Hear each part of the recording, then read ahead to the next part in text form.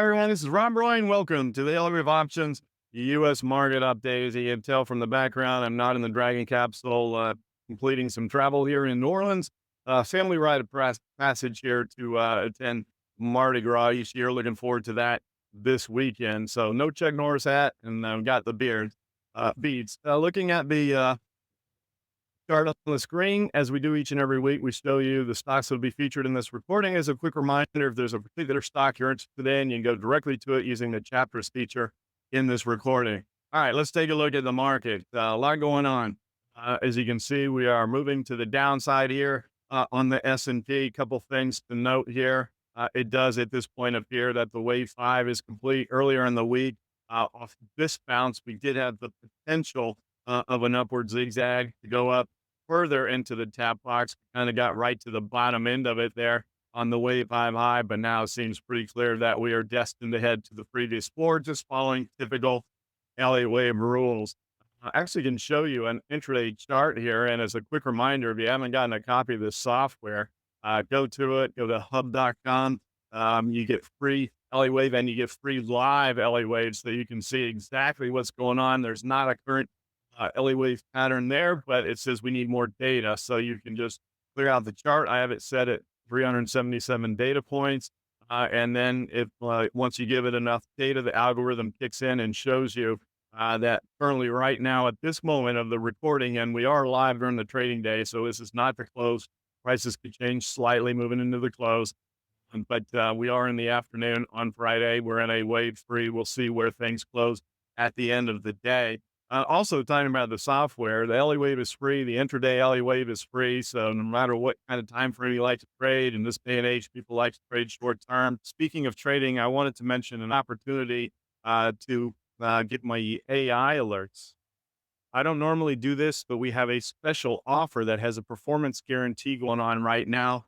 It's called the AI Trader Pro. You can get a 6-month subscription at a heavily discounted price. You can look on your screen, see the link there. The link will be provided for you underneath this recording as well. So you can click on the link. It'll give you all the details of the offer. And by the way, when we make these offers, you're grandfathered in. So if you wanted to give it a 6-month kick, you get a guaranteed 70% win rate. Pretty amazing. If you watch Trade Finder, you know how well they've been doing. We'll get to that in a moment, but click on the link and take a look at it. See if it might be something that you're interested in. All right. So back to the chart of the S&P. When we look at it here, you can see that we are trading at the low of the day currently. You saw that on the live chart. So we'll see where things actually close. But we are a little bit oversold here from the 10-day moving average. Now, talk about no security anytime frame trades too far from the 10-day moving average for too long. One side note to that is when we move lower, sometimes things can stay oversold a touch longer than they stay overbought. So my point is we could actually continue down to the wave 4 before we get the bounce back towards the 10-day moving average, or perhaps at the beginning of next week, we bounce back up towards it and then move down. But we do seem destined to test that wave 4 low there in the 575 area on the S&P. As bad as that sounds, going back to the weekly chart of the S&P, really not that detrimental from a technical standpoint. You can see just a little bit of a blip down. We haven't even broken support on where we were trading back in October, fall of last year. So it feels pretty ugly with where we've been this week in the markets, but significantly from a technical standpoint, not so bad. We did have some economic data this week. Obviously, the NVDA earnings, we'll talk about that a little bit later on when we get to the stocks of interest. But we also had the highly watched PCE report, which comes out, the Fed's favorite inflationary indicator, which came in line with expectations, but still, I'm going to use stubborn. I'm tired of using the media's word of sticky. Still a little stubborn on the inflation side of things. Something to note, though, that was inside there is although personal income picked up, spending went down, and that's not a good thing either. It's good that we're making more, but the fact that the consumer's not spending, we are a consumer spending driven economy. So if the consumer's not spending, that could be a little bit negative for the next quarterly reports that come out. We'll have to see how that continues to play out, but something of note there to look at. The PCE report, I talk about the Fed a lot. The Fed loves it because it takes housing. It's not as big of a component of that. And I just find that interesting. I always made fun of the core CPI that the Fed like to look at, which takes out food and energy because we don't pay for energy in our cars or in our homes, or we don't eat. So it was always ridiculous that core CPI even exists. Kind of the same thing on the PCE report. Not like any of us have to pay high prices for our homes or rent. It's just nuts. I could do a whole dissertation on that. The Fed looks at it, so we pay attention to that. We do still have the Fed fund futures pricing in more than one rate cut now. I don't see how that occurs. The Fed fund futures has a 50-50 chance on October. With today's data, they started to price in a little bit of September. I still think one rate cut in December is optimistic. Why would the Fed cut rates?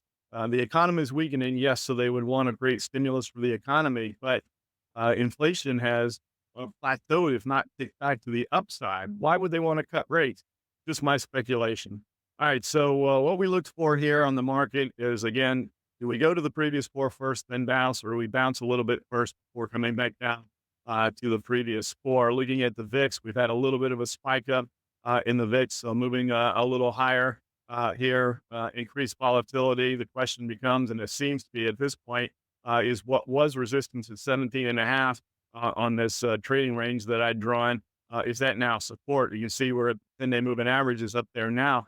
So now is this upper line, which is encompass some of these big spikes that we had. They're short-lived, but they occur. Maybe we're destined to test that level of above 22.5 on the VIX. I do want to show the bond market. So let's go to TLT. I find this really interesting. You can see this big breakout, not unexpected, and we commented on how well the Elliott Wave pattern just as perfect as it can possibly be. As a side note, if you're not a big Elliott Wave fan or familiar with it, the more liquid a security is, the better Elliott Wave works, because that's really what it's analyzing, is the activity and psychology of the masses. So the more liquid, the better. Works really well in the bond market, currencies, and then also the more liquid stocks as well. So we had this perfect five-way to the downside pattern. You're going to get a corrective pattern after that. We did. We went into a triangle, flat zigzag or triangles, one of the three that's going to occur. So we clearly had the upside breakout out of this symmetrical triangle, which means on the TLT, prices are moving up and therefore yields are moving down. Normally, you would think yields moving down, that's good for equities market. So why is the equities market going down if yields are going down? It's because of why yields are going down. Money is leaving the equities market. There's some rotation moving into the bond market. And there are concerns about where we may go, at least in the short term, on the equities market. So money goes there to high in the bond market. I know a lot of you like the TNX. I was using TLT as a midpoint, but we'll go ahead and take a look at TNX as well. Now, remember, TNX is now showing yields and rates, where TLT shows prices. So this is the opposite side of things. Same thing. We had the symmetrical triangle. We broke down. We are trading right around this 100% extension in the zigzag. So we had a complex B wave here in this zigzag pattern, all kinds of Elliott wave stuff all over the bond market right now. So there was the A wave down. We have the B wave bounce up. We go through this corrective move, and then the breakdown. Actually, that would be a corrective move in the C wave, just to get that correct. On the complex C wave that's broken down to 100%. So can the bond market stabilize here? Maybe that could give us a little bit of a bid in the equities market, or are we destined to continue with this breakout to the upside in prices and down in yields? I don't know that that changes too much, but perhaps there's a little bit of a pause in what the bond market is showing us. Looking at some of the more other markets here in the U.S. domestic markets, we'll look at the Dow. These charts are going to look similar, even though they're slightly different in the Elliott Wave, but the direction is about the same. The only difference here on the DIA is where the S&P last week on Wednesday did, at least for one day, close above resistance at 610, but no follow through. Another one of our rules, you got to have a follow through a confirmation day. You wonder why that is. And I talked about how the market gives head fakes. The head fakes are designed to shake out the weak hands. So if you don't get a follow through or confirmation, some people may jump in and say, "Oh, we broke above a new high on the S&P, so we got to get in." And then look what's happened since then. No follow through to the downside. Professional traders will take advantage of the short-term mindedness of the retail trader, any opportunity that they get. So on the Dow, we weren't able to close above 450, but we certainly tested that level, and perhaps we're coming down into the lower end of the range. I talked about flat zigzags or triangles being the corrective patterns. Looks like a pretty nice setup for a flat here as the corrective pattern following the 5-wave completion on the Dow. So we went down, that would be A, B, and we should move down towards that 420 level to complete the wave C. Interesting things about flats, it can stop just a little short or just to go a little long, but it's going to be somewhere in the area there. Oftentimes it hits the exact price that the A wave did, but it doesn't have to. We have a lot of education on our website at ewotrader.com, and we talk about the different ways that flats can be constructed, but that's what's going on the DIA. Then we move to the Qs, and this is another indication of what's going on in the markets in general as far as rotation into the bond market. You can see that the Qs moving down. You would think that rates coming down would have been a good catalyst for the tech stocks. That sector hasn't been that way, so another clear indication that we are, situated to not have money staying in the equities market, but move to the bond market. Now, the one positive here on the Qs is that we have labeled a wave 4. We're right at the 38.2% level. Just as we talked about on the S&P, we're a little oversold here. So right here around this wave 4, perhaps at this point in time, we do get a little bit of a bounce back to the upside. This would be a logical area, not just from the wave 4 and the fib level, but the corridor of potential support in this area going back to last fall, somewhere in this 480 to 500 level. So maybe we get some sort of a little bit of a bounce from slightly oversold condition and the Elliott Wave pattern here on the wave 4. But remember, this wave 4 could go down to 50 or 61.8%. It doesn't necessarily mean that this will be the end of it.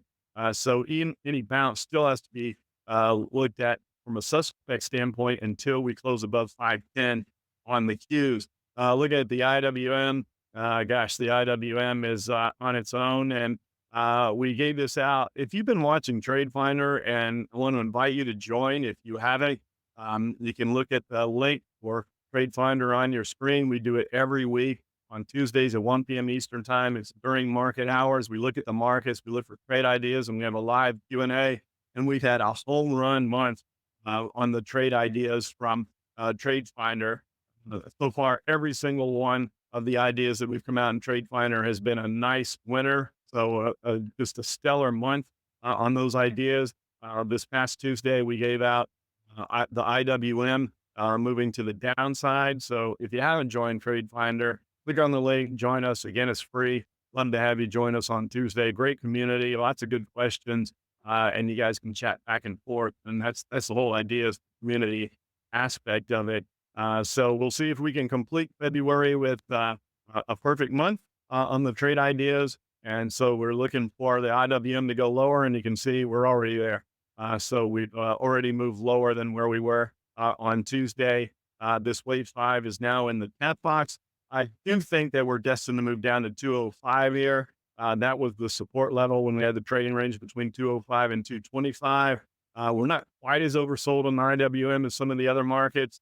So perhaps we move down, and notice that the 205 is in the exact middle of the tap box, which stands for time and price projection on this hub Elliott Wave software.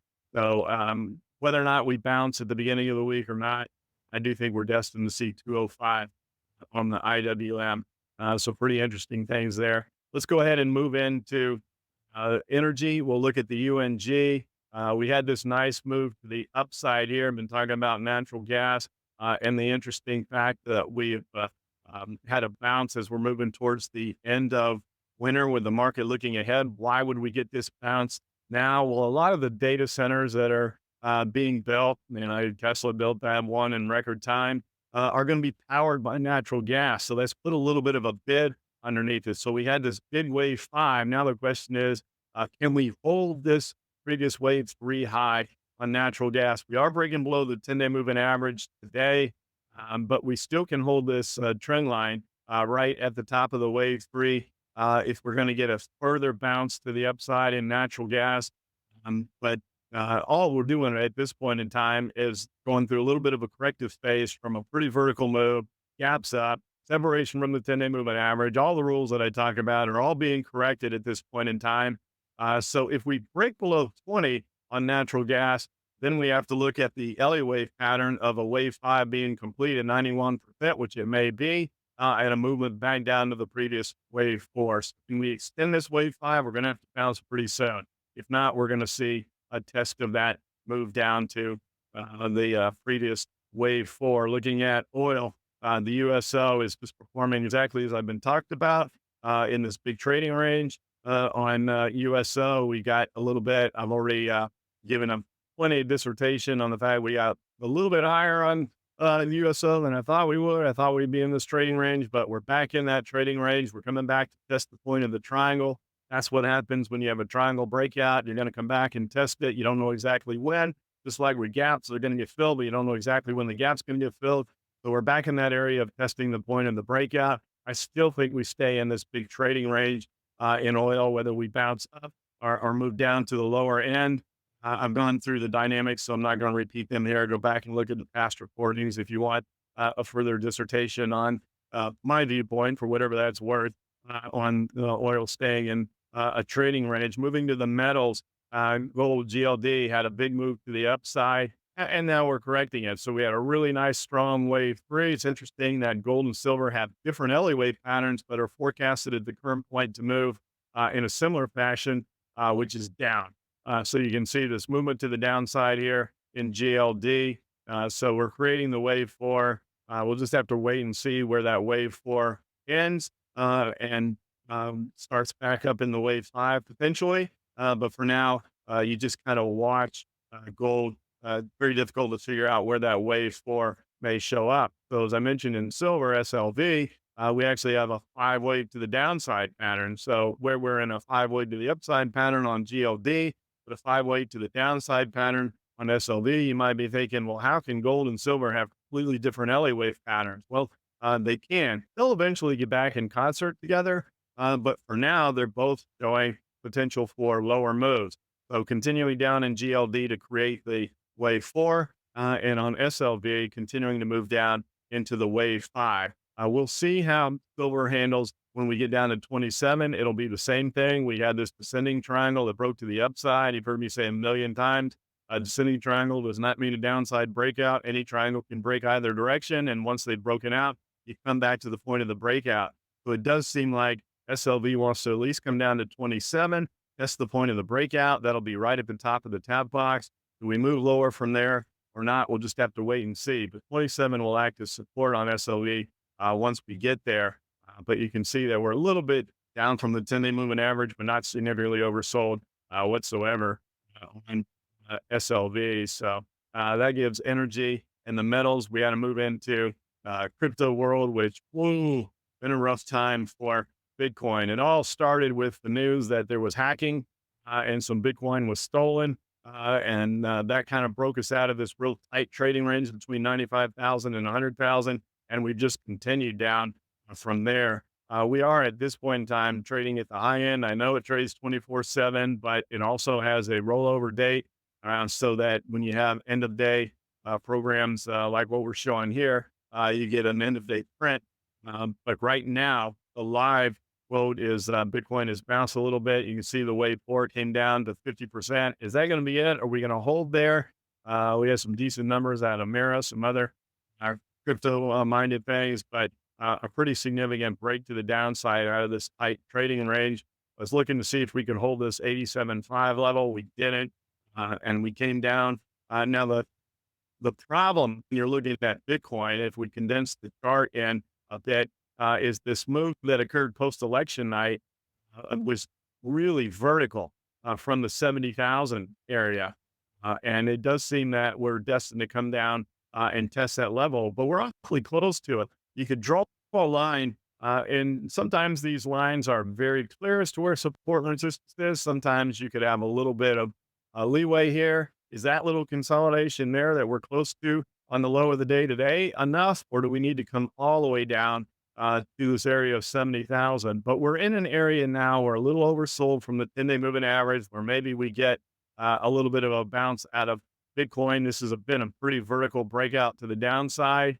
And so we'll see at what point it bounces. Do we bounce from here? Do we need to hit 70,000 first? But we're in an area where maybe some of the pain in Bitcoin wanes just a bit. Looking at Ethereum, hasn't wanted to participate in the upward movement of Bitcoin, but it sure is participating in the downward movement here and breaking below this really important level at 2250 on Ethereum. We got below it, and gosh, you've heard the phrase before. Some of you like to use it in the comments.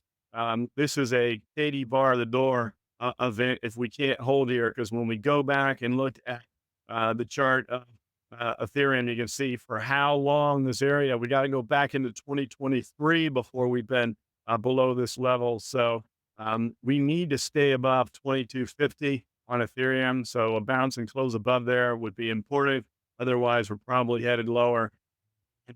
Ethereum, I know the whole world has been looking at XRP. It has broken to the downside, but not as significantly as Bitcoin and Ethereum. So you haven't felt quite the pain there in cryptos. If XRP is where you've been focused on, we did come down and test the point of this descending triangle breakout back from the end of the year and the beginning of this year. So that rule has been followed. Is that enough? This move here from $1.50, though, again, was vertical. So this is going to be a short-term bounce. I think there's a possibility that we need to see $1.50 again. We did have a brief move there in early February, but maybe we need to come down and test that level again on XRP. I know everybody doesn't want to hear that because, as I said, it seems like the whole world is focused on that crypto for now. Solana also breaking down, but same thing. Also at a point here of the line in the sand, another long-term support level. When we move the chart over on Solana, we need to hold right in here, or it could be another 80 bar the door. So kind of nail biting time in the crypto space right now, but these are pretty vertical moves down. So we might get at least some relief. If not, we're destined for more pain in crypto. So be careful on a short-term bounce, though, that it may only be short-term, and whether or not we continue following that down or not. So moving to stocks of interest, we'll move into Apple. And by the way, we are following the same thing we did last year, where we're giving away one of our free Evo Trader level 3 subscriptions, which includes our time strategy portfolio, which is stocks that are expected to stay in a sideways range after a big drop. So we'll put on a calendar spread or a butterfly, something to catch that extra IV rush that occurs when a stock drops and then stays in a trading range. Our volatility strategy, which I think is going to be really active in the next couple of weeks. The market hasn't really gone anywhere over the last 4 or 5 months. Lots of consolidation patterns. Those are our triangle breakouts. And then the AI impulse. And I talked about with that offer that you can get the AI signals, that Trader Pro package that's available by clicking the link underneath this recording. To register for this giveaway, which is worth thousands of dollars, if you go to the website, all you have to do is leave a comment underneath this recording and you're automatically registered for the drawing. So one of those each month throughout this year. So Apple had bucked the trend for a while. I've always talked about how I really struggle to short Apple because they have so much cash. At any point in time, they can construct a stock buyback. They came down to support here on Apple in the 220 area, and then we had a pretty nice bounce, even when other tech stocks were selling off.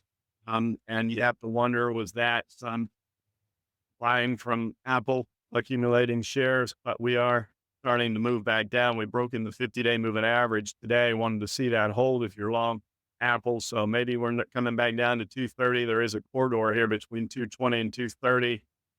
But on the negative side of things, so that's a positive, is that we're nearing an area where it could have support. But on that bounce, we created this lower high.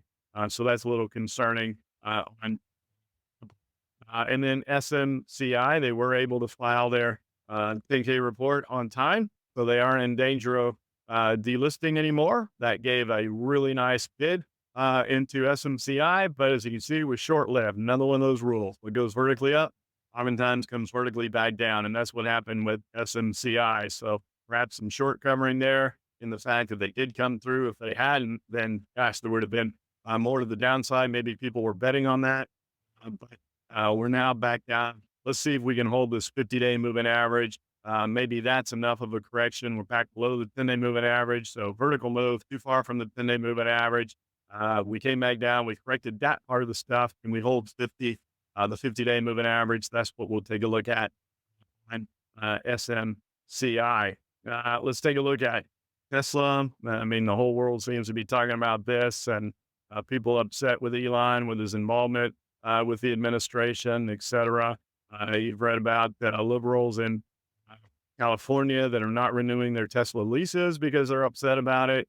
But the numbers have shown that people that have moved into the EV world are staying true to it. They're not moving back to gas-powered vehicles. They're staying there. So this is just a little shot at Elon's involvement with the current administration. But we talked about how it seemed like we're going to come back down to 250. We had this triangle here. We had this really big run following the election. And then we've won this triangle. In this case, the descending triangle did break to the downside. We also have a nice zigzag there. And by the way, the extension on the zigzag happens to coincide with the support level around 250. So we're getting in that area. We're at 286 right now on Tesla. We might need to touch 250 first. But at that point in time, you could have a pretty aggressive long position. If you have speculative money, that might be an opportunity. You wanted to go back long. Look where we just were at the end of the year, up at 480. Now we're down at 280. So you could view that this could be a great opportunity on Tesla with this break to the downside. We'll see. NVIDIA was the big one in the news this week, as you know, and the earnings report was pretty solid, and their guidance was right in line with expectations. There were whispers out there that perhaps there could be a big disappointment in NVIDIA's earnings. They didn't disappoint. They had a good, solid earnings report and guidance in line, which has been pretty positive in this quarter of reports where a lot of companies have guided lower. They didn't do that with NVIDIA, but yet we're still moving back to the downside here. Are we testing this wave 4? It looks like it. Can we hold that? If we don't, then this pattern could be disqualified. But you look at NVIDIA, and there's the 10-day moving average. So we're getting a little bit oversold here. We're in the area of the wave 4. Again, if you have speculative money, perhaps there could be a short-term bounce here in NVIDIA as well. But certainly disappointing that it didn't react a little bit better with a decent earnings report and decent guidance. You could argue good guidance considering what other companies has done, as I mentioned. So if there's some opportunities here, maybe, and I just want to highlight this, these would be short-term bounces. I'm not talking about everything's okay and we're going longer term. We're just in areas of being oversold and potential support where you could get short-term bounces. Those are 1 to 3 day bounces, in my opinion, when you look at those things. So that's NVIDIA. And we'll also take a look at Palantir. I know the whole world wants to look at PLTR. So let's add that one into the mix here. And, the CEO came out and, you just wonder, CEO of NVIDIA did that yesterday as well. They make these comments that trash their stocks and you wonder why. But we're also in that same boat here on Palantir. I know everybody likes this one. You all ask about it in your comments. But there we go. Gap up, vertical move, all the rules in play here on Palantir. Too far from the 10-day moving average. None of those are good for sustained moves. What goes vertically up, oftentimes comes vertically back down. We did that. Now we're oversold from the 10-day moving average. And we filled this gap that started back on this move. So we're in an area here with a wave 4 around 44%. So we're in that 38.2 FIM level to 50%. Maybe we get an oversold bounce in Palantir. So perhaps at the beginning next week, we might see a little bit of a bullish move in some of these. So there's some opportunities on, again, very short-term moves that could occur here. And some of these highly watched issues that y'all like to ask about. I do want to show the dollar. The dollar has found a little bit of a bid after a sell-off. You would have thought that the dollar moving down would be good from the fact that I talked about how the exchange rate affects the quarterly earnings from international commerce companies, goes right to the bottom line, right to margins. So a little bit of a break in the dollar would be helpful there. But now we've got a little bit of a bid back in the dollar. And that's probably same thing as money moving into the bond market, looking for a place to hide. You can argue about all the debt the U.S. has, et cetera, but the U.S. dollar is still the last point of resort there. So maybe there's some rotation hiding in the U.S. dollar, at least short term as well, on this little bit of a bounce. I would like to see the dollar actually continue down. We want it. We want a strong dollar. I'm in favor of that, but not when it gets too strong. So it's kind of that fine line, the Goldilocks thing, just right. So it's real tricky when you're looking at the dollar. I do want to finish things off in this recording on the INDA because there is something to point out here. We did break below that 100% extension. We had talked about that in the last couple of weeks where we came down. That wave 5 relabeled to a wave 3, catching up with all those wave 5s that relabeled to wave 3s on the way up over the past couple of years. You wanted to see that 100% extension hold here on the INDA. It didn't. And the algorithm was correct here. Noted that it never relabeled this wave 3 to purple. So the green means it's still active. In other words, the Elliott Wave algorithm that the Hub organization uses, which is exactly how it was programmed based on Ralph Nelson Elliott's mathematical algorithm, showed that this was still active and we could move lower. We needed to see it bounce. It didn't bounce. So we stayed lower here. And now it looks like, even though we are short-term oversold on the INDA, that we're destined to test this 161.8% level. So thanks as always for spending some time with us. Have a great weekend. Look forward to talking again soon. Take care, everybody.